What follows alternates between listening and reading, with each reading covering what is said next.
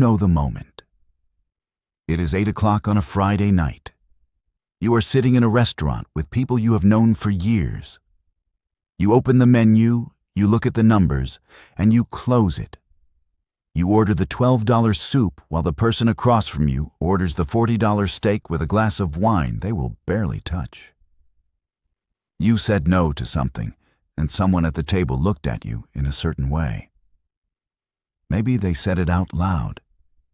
Maybe they just smiled, which was somehow worse. But the word was already in the air before they even spoke it. Cheap. You chose the simpler thing, the less expensive thing, the thing that made sense for your life. And someone decided that made you lesser. And the strange part is that it stayed with you. Long after the meal was over, long after the drive home, that word was still sitting somewhere in your chest, heavier than it had any right to be. I have watched this my entire life. From the outside.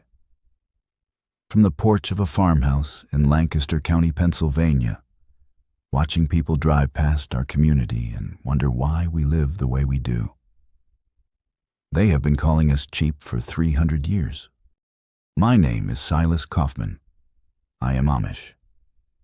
What I share with you today comes entirely from how my community has lived for generations, not as advice designed for yours.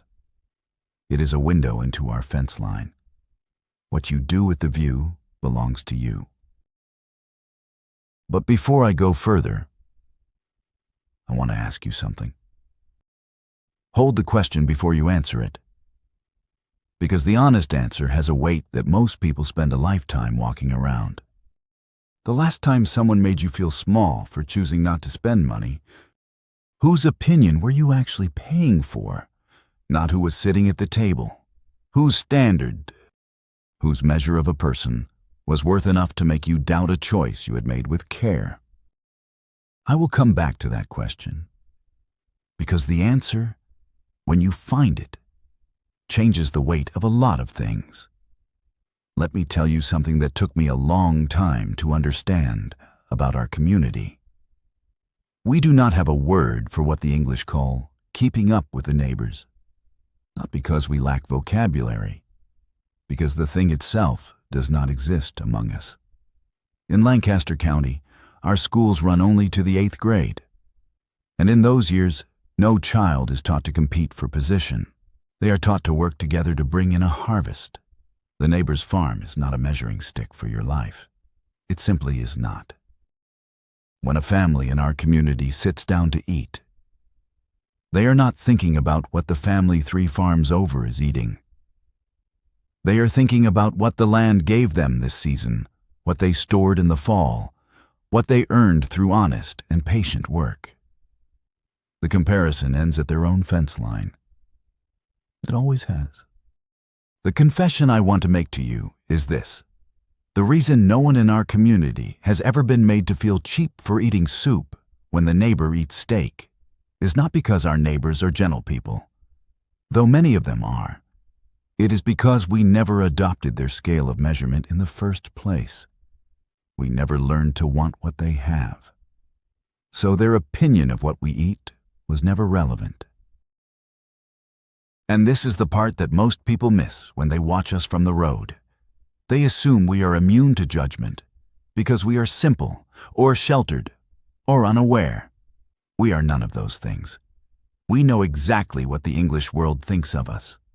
We have heard it for generations, from visitors, from journalists, from people who drove past our farms with pity in their eyes and debt in their pockets. What we are immune to is not the judgment itself. What we are immune to is the scale of measurement that gives the judgment its sting. And here's the part I want you to sit with, because this is where things start to shift. If being called cheap still hurts, it means you still share, at least in part, the same measure of a person that the one calling you cheap uses. The pain is not coming from them. It is coming from the part of you that has not yet decided to disagree. I want to be careful here, Because what I am about to say is something our community learned, not from books, but from watching people for a very long time. Financial judgment is almost never about the person being judged. In my years in Lancaster County, I have watched English visitors come through our community with cameras and questions, and a particular kind of pity they were not aware they were showing. And over the years, when we occasionally learned more about those visitors, a pattern emerged that was difficult to ignore. The people who felt most strongly that we were missing something were, almost without exception, the people who owed the most money. Not always, but with a consistency that could not be explained as coincidence. And the numbers outside our community tell the same story. The Federal Reserve has reported that Americans now carry over $1 trillion in credit card debt. That is not a number to read quickly. That is tens of millions of people who begin every single month already owing a portion of their labor to a bank that charges them every day for the privilege of borrowing it back.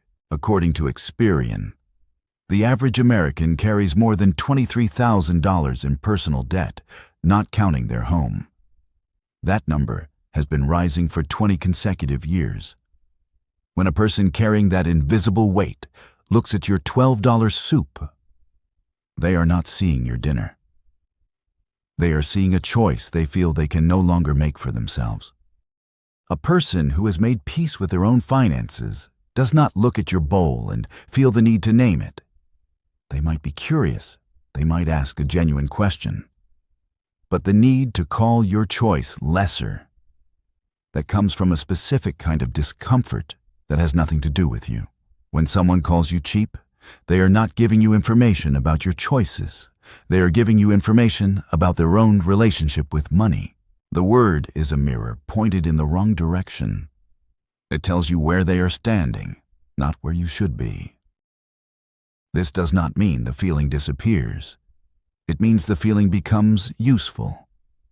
Every time someone calls you cheap for choosing not to go into debt for something you do not need, you are receiving a piece of information you did not ask for, but that is genuinely valuable. You now know where they stand. If what I am sharing is landing somewhere useful, I want to ask you to stay with me. The most practical part of what our community does, the three things that Lancaster County has practiced for generations without ever losing sleep over that word, is what I want to share with you next. And if you know someone in your life who needs to hear this today, this is a good moment to send them the video before we continue. Before I go into what our community actually does, I want to pause for a moment.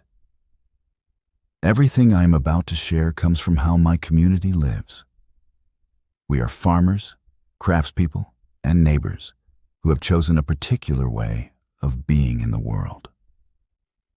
We are not financial advisors. Nothing I describe here is designed for your specific circumstances. Lancaster County is not the English world, and what works for families who have lived together on the same land for generations may not translate in a straight line to your life. When it comes to living with less and feeling genuinely at peace about it, the pressures you face are real, and they touch different people in different ways. What I can offer is the view from our fence line. Nothing more and nothing less. Test what rings true. Set aside what does not. And before you change anything significant in your own life, talk to someone you trust, someone who knows your actual circumstances. With that said, here is what we have learned. The first thing our community does is what I have come to call the grandfather filter. When a decision is in front of us, the question that gets asked, sometimes out loud, sometimes only inside, is this: would my grandfather think this decision needs defending? Not would he make the same choice. Not would he approve. Simply, would this choice, if he were watching, feel like something that required an explanation to a reasonable person? If the answer is no, there is nothing to explain. A man who buys what he can afford and saves what he does not spend does not owe anyone a justification for that. Our grandfathers understood this. Their grandfathers understood it before them. The filter does not tell you what to do. It tells you whether the discomfort you are feeling is coming from a real problem or from someone else's expectation of who you should be. In our experience, most of the time, it is the second one. The second practice is harder to describe but simpler in the doing. In Lancaster County, we do not explain our financial choices to people who have not yet made peace with their own. When someone in our community needs to buy a piece of land, they do not go to a commercial bank. The community gathers. Families write down what they can lend, and the money is pooled together, neighbor to neighbor, without interest charged between members. Because of this, every person in that room knows exactly what the others have and what they owe. There is no pretending. There is no room for it. And where there is no pretending, there is no judgment about eating soup instead of steak. Everyone at that table knows the real cost of the farm, and everyone respects the person who chose to keep their own plate honest. This is what we mean when we say we do not explain ourselves to people who have not made peace with their own finances. It is not pride. It is not secrecy. It is the recognition that a perspective on money carries weight only when it comes from a place of genuine stability. A person who is uneasy about their own circumstances is not in the best position to evaluate yours. Not because they are bad, but because the fear in their own chest changes the shape of what they see. So when the comment comes, we receive it. We acknowledge the person, and we continue. Not every comment deserves a response. Some deserve only the quiet dignity of being heard and released. The third practice is the one that holds the other two in place. In our community, we know whose opinion matters.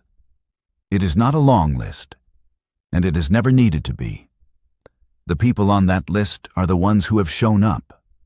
The neighbor who helped bring in the harvest when we were short a pair of hands. The elder who sat with a family through a difficult season without offering advice they did not ask for. The friend who knows your name and your circumstances and still respects the choices you make with what you have. Their opinion is the one we carry. Their judgment, when it comes, lands differently because it comes from someone who earned the standing to offer it. Everyone else, including the person at the table who called you cheap, has an opinion the way a passing car has a horn.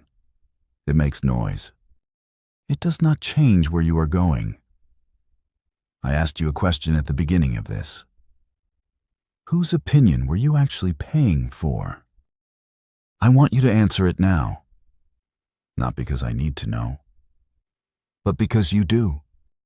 Before the next time someone makes you feel small for a financial choice you made with intention and care, I want you to do one thing. It requires a piece of paper and a pen. Nothing else, and it will not cost you a cent. Write down the name of the person whose opinion changed how you felt about your own money. Just the name, one name, on one piece of paper. Then, underneath it, write the answer to this question. When things go wrong in my life, and they will sometimes, will this person be there? Not with an opinion, with a hand. In Lancaster County, we have always known who those people are. They are the ones who showed up before they were asked, the ones who knew what was needed before it was named. And without exception, they are not the ones who called you cheap for ordering the soup while they ordered the steak. The people who judge your simplicity are not members of your community. They are visitors, and visitors, by nature, do not stay. You do not owe a visitor an explanation of how your home is arranged. If this conversation has been useful to you, And if the way our community sees money brings any quiet to a day that felt noisy, I want to invite you to subscribe to this channel and stay with us. We share one conversation at a time, and we never rush. And before you go, leave a comment with the type of person who has said this to you. Not their name, the role, the family member, the coworker, the old friend. Because I suspect you are not the only one who has sat across from that particular kind of pressure, and your words might be exactly what someone else needed to find today. Next time, we are going to talk about something the English world has become very skilled at in recent years. Inventing new things to call essential. 9 of them, to be precise, that our community has never once needed, and that the modern world insists you cannot live without. I am Silas Kauffman. It has been good to sit with you.